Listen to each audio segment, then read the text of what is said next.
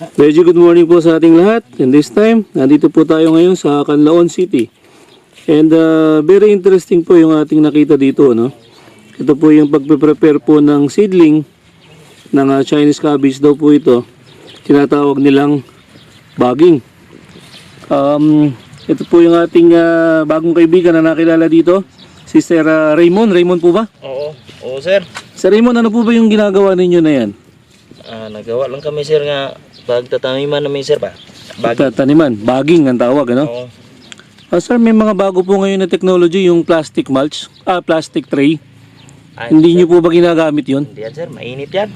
Sa experience nyo, mainit. Oo. Ito malamig to sir. Malamig.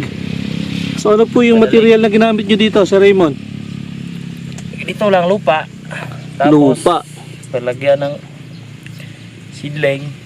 Pag nabuhay. Ano po ba yun? Yung po ba ay dahon ng saging? Oo. Gaano po kalaki yan? Gamit namin sir. Yan. Ganyan. Paano ba? I-demo nyo nga ako, sir. Ganito lang sir oh. Para lang pala nagbabalot ng suman dyan, Oh, madali lang to sir. Simple lang. Yung ganun lang, Pag ginaganito ng trabaho mo sir, araw-araw, Oo. mas mabilis na. So ilang taon nyo na ba ginagawa yan? Matagal na sir. 5 taon, 10 taon? Kung saan-saan lang kami umabot sir, pag sinong tao nagre-request sa amin ito. So yan ako bang hanap buhay ninyo? Tagagawa niya ng bagging na yan? Ito lang hanap buhay namin sir. Nagtatanim po. Ganon. Okay. Pagtapos dito sir, lipat naman kami sa baba sir. Ilan po bang piraso yung piniprepare ninyo ngayon? 20,000 sir?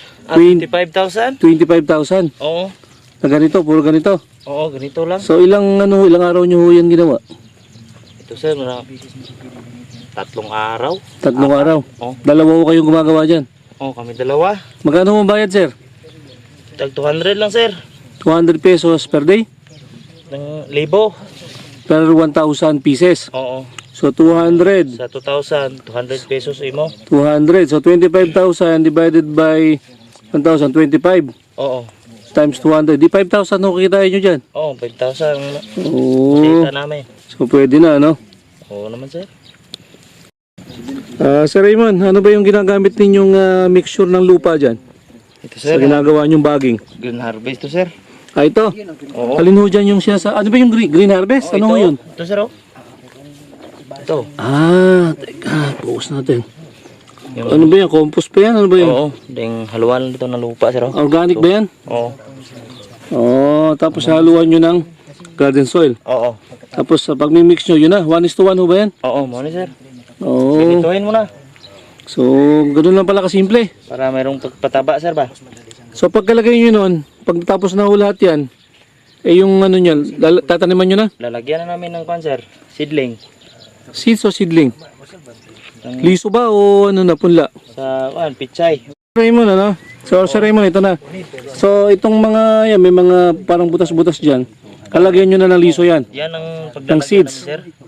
Ilang seeds o kada butas? Isa.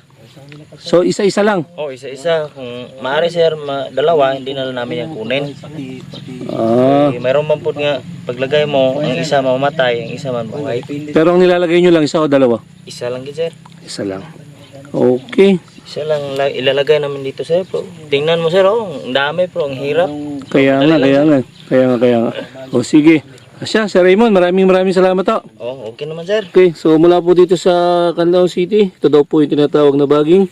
Maraming salamat po.